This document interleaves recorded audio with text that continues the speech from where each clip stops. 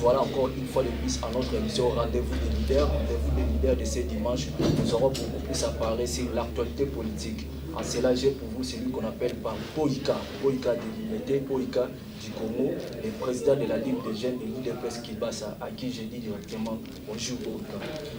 Bonjour mon amboka. Bonne santé. Kimia Pepe les Ali, parce que Nzambaza Likolo biso tous en assez. Azora Loko Monioso. C'est Moza Biso et Royama, les sous plateau na Biso à dimanche à l'élo.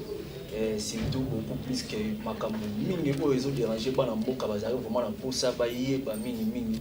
Donc on met la mini tête, aborder maman qui sont et ça, Maramou Italie Ram. Bato belé bazo déclarer Maramouita Liram de que Boïka mieux placé pour nous éclaircir parce que il a présidé la Ligue des jeunes il est qui passe to ebe que Augustin qui passe à Mali bazali ministre ya Petentik donc yo oza parmi ya bato ba dans pemena oza mieux placé pour nous éclaircir biso na sujet wana au juste bato comprendre te bazolia ba on crédit phénomène ouais les années. D'abord, on remercie l'invitation au Pessingaï, effectivement, au Bénissinga, on a même ma torche. Nous avons apporté un coup de torche pour permettre au peuple congolais de se rendre compte de quoi réellement il s'agit.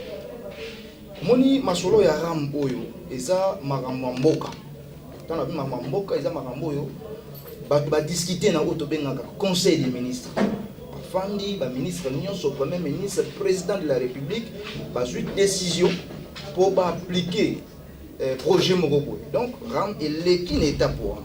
Dans le niveau de RAM, il y a un téléphone, téléphone Android, un téléphone 3G et 4G.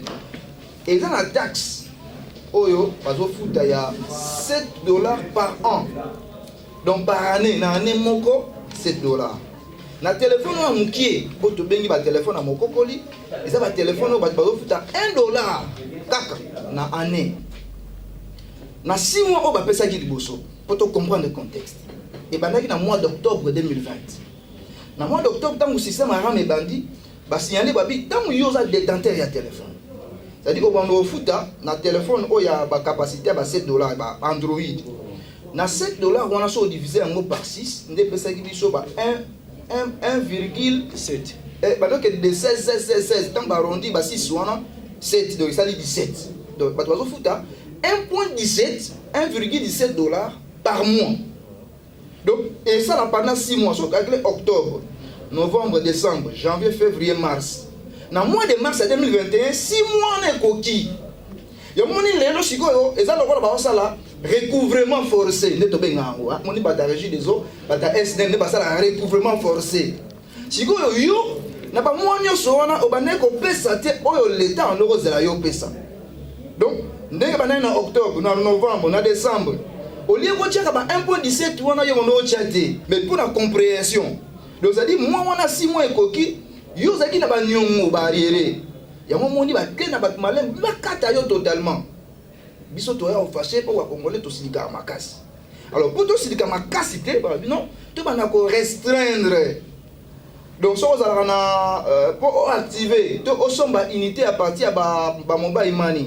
Donc Orange Money, Airtel Money, M-Pesa, au lieu osomba unité moyen osomba sur ça. Donc tant bani ko se rendre compte que liberté na yo utiliser téléphone de bani ko se réduit donc bani ko se rendre compte il faut na futaram pour nazonge la droit na manyo soit utiliser téléphone. Donc et ça a un moyen de pression au organe technique à FTC et jui pour na koluka ko astreindre pena partout na ba contexte wana. Excusez-moi la mboka fato ko marana na va préférer batu ba comprendre bien parce que le moment le bac on est à recouvrement forcé. Batu musu ba comprendre les donc si je comprends bien ceux qui banda toujours déjà na 6 mois. Ceux qui banda opération ram banda au foot dans le côté. Donc ba rolia yo mon 6 mois bana so recharger par exemple 1,17 ba rezoya on recharger sous 6 mois c'est aussi la bon ozon na normalité. Effectivement logique est un mois. Donc ceux qui déjà dans contexte il y a 1,17 si ko 6 mois. Donc ceux qui siko yo na no PC le côté. Il faut pas récupérer tout on a bon ozon là ba droit non normal.